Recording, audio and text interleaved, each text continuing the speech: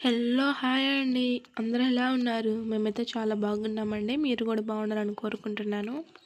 ఈరోజు సింపుల్‌గా గోంగూర చికెన్ పలావ్ ఎలా చేయాలో చూసేయండి. ఆయిల్ వేసుకొని బిర్యానీ స్పైసెస్ వేసుకోవాలి. తర్వాత ఆనియన్, సన్నగా తరుక్కున్న ఆనియన్ వేసుకోవాలి.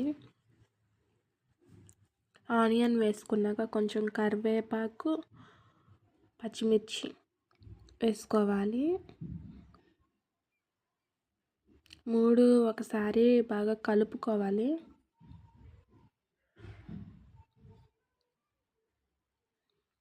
ఆనియన్ బాగా గోల్డెన్ బ్రౌన్ కలర్ వచ్చాక సన్నగా కట్ చేసి పెట్టుకున్న టొమాటో వేసుకోవాలి. టొమాటో వేసుకొని 2 ఒకసారి బాగా కలుపుకోవాలి. టొమాటో బాగా మగ్గేంత వరకు ఉంచాలి. కొంచెం 1 టేబుల్ స్పూన్ సాల్ట్ యాడ్ చేసుకోవాలి.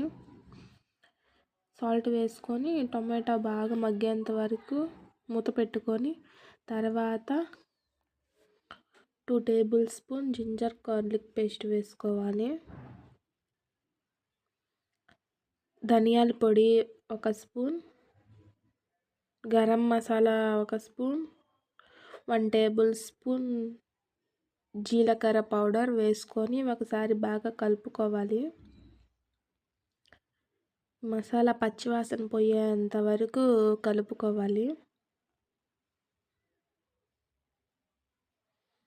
మసాలా పచ్చివాసన పోయిన తర్వాత కొంచెం కొత్తిమీర వేసుకొని ఒకసారి బాగా కలుపుకోవాలి.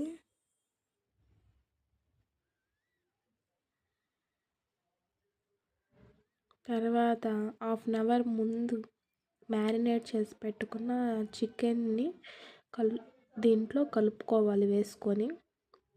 ఈ చికెన్లో అల్లం వెల్లుల్లి పేస్ట్, గరం మసాలా, సాల్ట్, కారం వేసుకొని నేను 1/2 అవర్ ముందైతే మ్యారినేట్ చేసి పెట్టుకున్నానండి. తర్వాత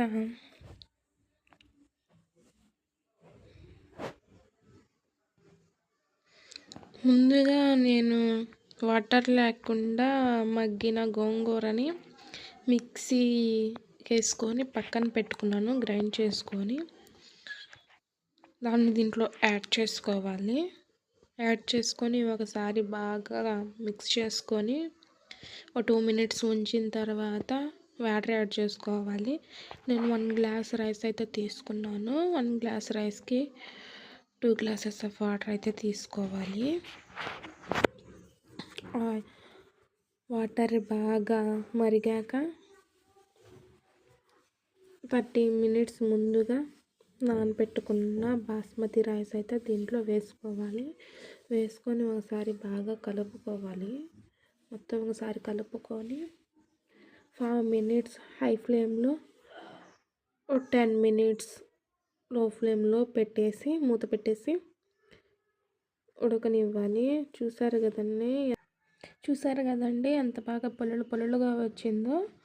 టేస్ట్ కూడా అంతే బాగుంటుందండి. ఒకసారి ఈ ప్రాసెస్లో ట్రై చేసి ఎలా ఉందో కామెంట్ చేయండి. బాయ్.